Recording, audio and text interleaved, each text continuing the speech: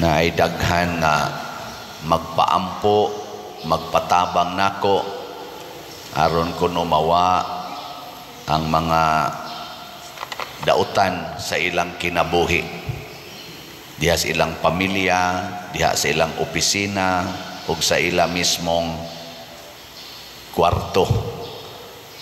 Lingi ay mong tupad ingna na ay dautan sa inyo.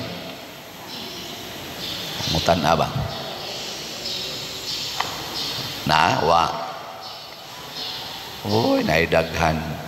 Maunang daghan kay tag mga pamaagi, no? Sagunsa na lang niya ang uban mamutangan ng mga imahin, mga crucifix, rosaryuhan, bisag unsa na lang pamutang, mga scapular, tubig, mga asin, bisag unsa na lang. Kay naningkamot lagi tang mawa gid ng dautan. Usa ra gyud makapawa sa dautan kung moduol tas Ginoo. Kana ra gyud. Natanawa dire hastang giyawaan ni duol sa Ginoo, awag tang dayong yawa. Kay karon lingi ay mong tupad ing ganahan kang moduol sa Ginoo.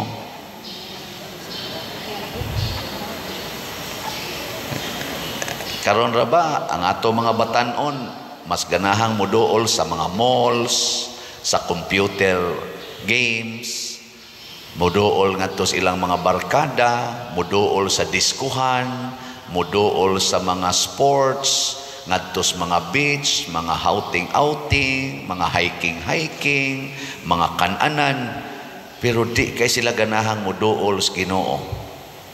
No? Hastang pari ganahan kay moduol ngadto sa muhatag og dagkong stipend, mga donors, mga mami-mami, tita-tita, tito-tito, pero kami sa di sa ganahan kay moduol sa Ginoo. Unsa man ning pagduol sa Ginoo? Kanus-a man ni mahitabo nga moduol tas Ginoo? Sa unang pagbasa si Hana or si Ana miduol sa Ginoo, naaan gud siyang hubog, iyang gipagawas ang iyang kaguol ngadto sa Ginoo uban sa tumang pagsalig. Wa siya magmain kinsay nagtan-aw niya, kinsay naas iyang duol, kinsay ga-observe niya, unsa pa siya gnaong. Ang iyang gisentro, ako ning itugyan sa Ginoo ang akong kinabuhi. Niya ang iyang kuan, ang iyang saad sa Ginoo, nga kun imo lang ihatag nako ang akong gigpangandoy nga anak nga lalaki, ako siyang i-offer nganha nimo. Nindot, no? Nangayo si Ana aron do na siya ikahalad sa Ginoo. Kita mangayo ta, lahi man. Mangayo ta aron matagbaw ang atong panginahanglan, pero wa tay saad sa Ginoo unsay sunod. So kani ding mga tawo nga moduol sa Ginoo nga tinuoray, muhalad. Kana bang mangayo ka sa Ginoo, Ginoo makalampos ta kog eskwela, kay niglampos na kog eskwela, ang tanan akong kinitaan, akong sweldo ug akong abilidad, akong ialagad sa among mga silingan. Lipay kay Ginoo na. Kinsay nag-ampo din Ginoo, tagay kog kwarta kay ihurot gina na kog palit og slat sa kamot. Oy, ang ihatag porsyon 10%. Lord, basta mo daog lagos loto, 10% i-donate gina nako sa project ni Padre Siano. Ako na no imong pasanginlan. Ngayon ikadaog nimo 10% ra imong ihatag, ang 90% asa man na? Imong kaugalingon gitagbaw. Ginoo, ayuha ko sa akong cancer, ma-cancer free na unta ko. Para unsa man? Unsa may sunod? Unsay sunod imong buhaton? Aron mo enjoy kas kinabuhi, aron maglakaw-lakaw ka nga himsog na, kutob ra gid diha. Tanawa, unsay imong kan? Ibalik ngadto sa Ginoo. Ibalik is Ginoo. Sa una maglakaw ko diha Cebu City, pag-graduate nako March 1987, commerce, accounting. Wa man ko'y pliti kayo kay hapit man way kwarta. Sige ko glakaw diha sa syudad. Lain-laing lugar kay nang-apply, maglakaw, upos gong sapatos. Sige lakaw, hapit way kaon. Unsa may akong giampos Ginoo, makatrabaho unta ko aron nga maluwas sa kalisod ang akong pamilya. Pagkatrabaho na nako, kuan ra day ka ito, taphaw ka itong pangayuan. Ang gipangayo sa Ginoo, ialagad nako ang imong pagtrabaho. Naminaw man sad ko, maotong bisag busy kay ko sa kong trabaho, dias Land Bank. Sige jud kog alagad sa Guadalupe, Our Lady of Guadalupe Parish, sa Legion of Mary o sa choir. Bisag mag-practice mig alas 7:30 gabi, kaduham ting ito sa kasimana, Martes ba to, Huwebes ba to, nalimot na ko. Dip ako mabalansi dito sa bangko, ako ginang biyaan ika alas 7, magtaksi pa ko padong at sa Guadalupe kay mutambong sa practice kay ako masay magtudlo-tudlo sa choir. Unya ini ka humana na mo practice hapit ng alas 10 gabi, mubalik na sa kusbangko kay akong balansihon hangtod na usahay alas 12 usay abutan pag alaunas kadlawon. Wala na naibayad. Wala na say bayad ang gastos taxi. Ana. Hangtod na paralyze akong papa 1989. 1992 ang ako na sang maguwang na paralyzed na pod, ako mo'y breadwinner. Nako Lord, muundang na tingali ko aning akong trabaho sa kaning simbahan na napuna na ginoon, na member na sa ko na auditor o staff sa pastoral council. Sangunan pa ko anang tig-seminar anang BBS, si Simple, perti na ginoong daghanan akong trabaho. Hatagan pa ko roles pare nga tighatag og mga talks ngadto sa mga kapilya panahon sa duaw patron. Ana, ako ba tong gidawat? Akong gidawat. Sige yun. Kay mauman ni ang meaning ani akong pagtrabaho, tanan akong income hatag diri sa pamilya, the rest hatag ngadto sa simbahan, pinaagis mga organizations. Perting nindota tanawa, di ba, ni anak ko sa inyong atubangan niya karon na problema pa ko anang kwarta. Problema ko porti problema kadag ko ani mga project, porting dagko as project yun. Dili ni basta-basta kanilang atong kumbinto mabot siguro ni mga 40 million ambot inana tingali.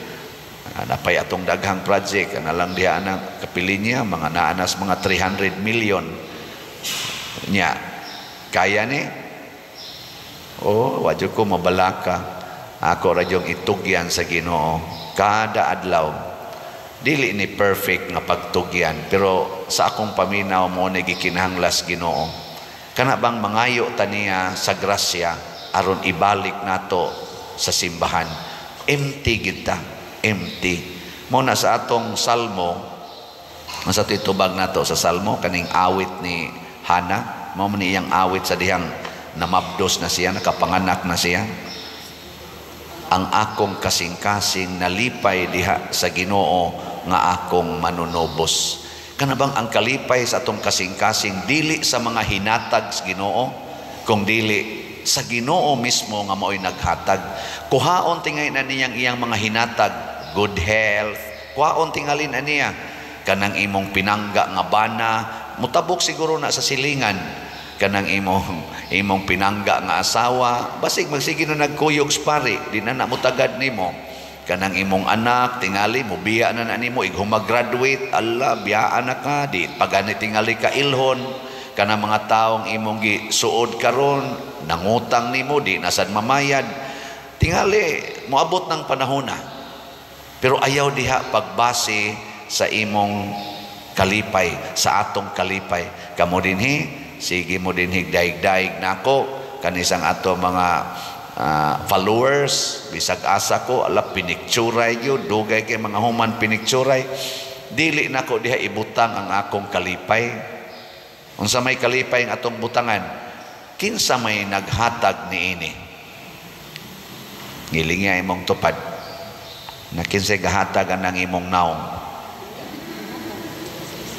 Pangutan na ba? Sigo siya kahibaw.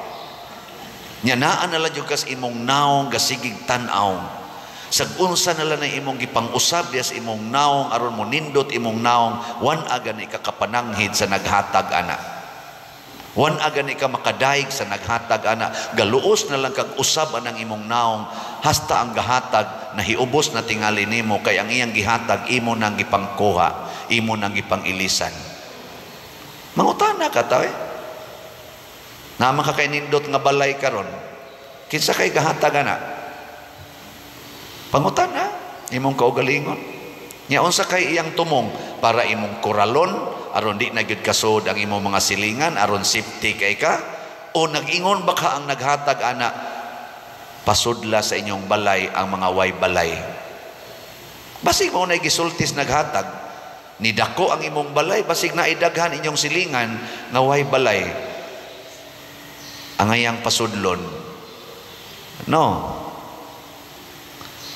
Huy, duko-duko mamudya.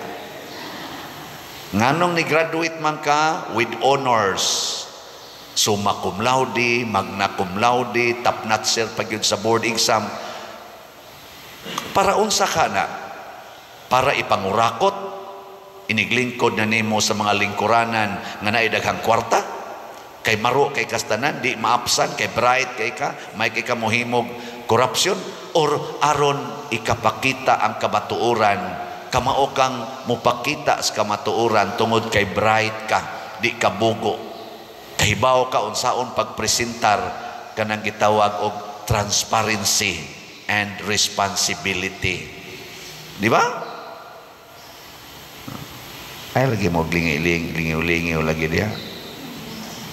Nganong gitagaan man kag uyab, para unsa man na, guwapa man kay na imong uyab, guwapo sa imong uyab, in love kay imong duha, unsa man na, para magtinukhangay mo kada adlaw, way mga kasal, kay mag-express gyud kuno sa love, I love you, ana? Or ipakita ninyo ang kanindot sa Ginoo, pinaagis pag-practice of virginity and purity all the time of your courtship life. Pangutan na. Albay kadaghanan din una magpakasal, gatinukhangay na. Maayo ka na. Abi kay na-schedule naman ang kasal. Mangutahan ako, pila mo katuig, uyab, 7 pa der, wapa mo maghilap tanay. Man na pa der.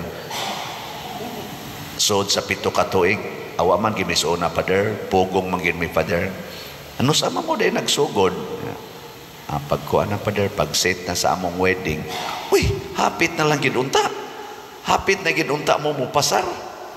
Nga mo atubang mo sa Ginoo nga virgin and pure, inyo pagyunggi. Maro mo ganing yawa mga igsoon. Di gina siya mo surrender to the last minute. Man kamot gina siyang mudaog batok nato or batok sa Ginoo. Kwaon kita niya.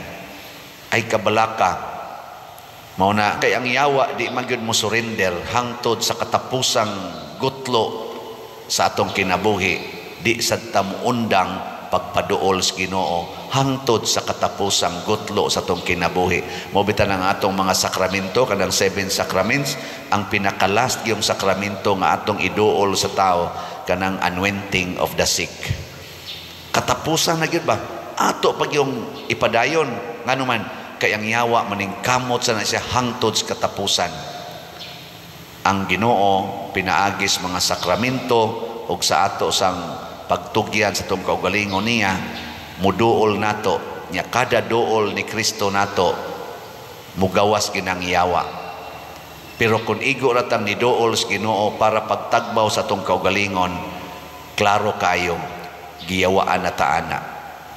Kung muduol tas Ginoo para lang matuman atong gusto, dili na to itugyan sa Ginoo ang tanan, giyawaan na sa taana.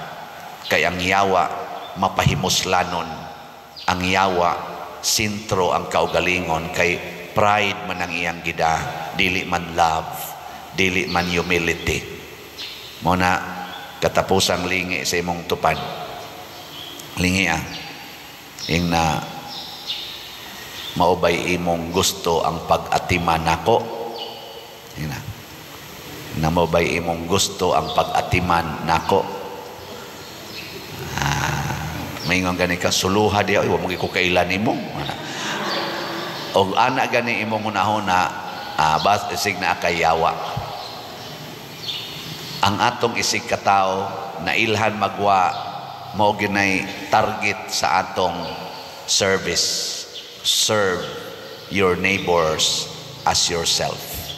Mao nay gustos Ginoo, manindog na ta.